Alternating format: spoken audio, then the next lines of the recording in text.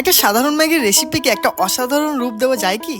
যেতে পারে, যদি একটু ধৈর্য আর তার সাথে একটু সময় ব্যয় করা যায়। তাই আজ সন্ধ্যে আমার কথা রাখার জন্য মা বানায় ঝুরো ঝুরো ম্যাগি, যেটা আমাদের সবারই প্রিয়। যেটা বানাতে আমাদের সবার প্রথমে ম্যাগিটাই দরকার, আর বাকি সব উপকরণ আমরা ঘরেই পেয়ে যাও। তোমরা বাড়িতে সমস্ত ধরনের সবজি ব্যবহার করতে পারো। আমার মা এখানে ব্যবহার করেছে আলু, বিনস, গাজর, তার সাথে টমেটো, পেঁয়াজ আর কাঁচা লঙ্কা। প্রথমে সমস্ত ম্যাগিগুলোকে কাটার পরে স্টিম করে নিতে হবে, আর স্টিমটা মোটামুটি 80% করলেই হবে। এটা করার পরে ঘরে যদি ফুটো থালা কিংবা ঝুড়ি থাকে সেটার উপরে দিয়ে দিতে হবে পুরো ম্যাগিটাকে। পুরো কড়ার উপরে দেওয়ার পরে উপকরণগুলো তেলের মধ্যে দিয়ে দিতে হবে। সত্যি বলতে 5খানা ম্যাগির মধ্যে এত তেল আমার মনে হচ্ছিল না ঠিক হবে, কিন্তু পরবর্তীকালে এটাই বেস্ট ছিল। আর সমস্ত উপকরণগুলোকে ভালো করে ভেজে নিতে হবে, আর এখানেই ভাজতে হবে সব থেকে বেশি ভালো করে, কারণ ম্যাগি দেওয়ার পরে আর ওগুলো ভাজা হবে না ঠিকঠাক মতো।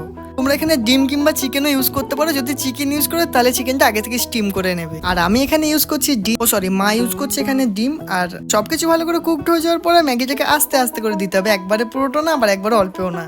যেহেতু ম্যাগিটা আগে থেকে খুব একটা স্টিম হয়নি, তার জন্য একটু সময় নেবো আমরা এখানে। আর কিছুটা আলতো হাতে নাড়াচাড়া করার পর কিছুটা এরকম লুক আসে। আর যেটা খেতে আমার তো সত্যি খুবই ভালো লেগেছে। এটা আমাদের সন্ধ্যেবেলার খাবার ছিল। আপনারাও যদি চান এরকম ভাবে ঘরে সন্ধ্যেবেলায় বানাতে পারেন। খুব ইজি, এটা খুব বেশি সময় নেয় না, মোটামুটি 1/2 ঘন্টা মতো সময় নেবে। আর আমার তৈরি আগের ভিডিওতে আমি দেখেছিলাম ইপ্পি ম্যাগির রেসিপি, সেটাও খুবই ভালো হয়েছিল। ওটা চাইলে আপনারা দেখতে পারেন। আজকে ব্লগটা এতটুকু, আবার দেখা হচ্ছে নতুন কোনো ব্লগে।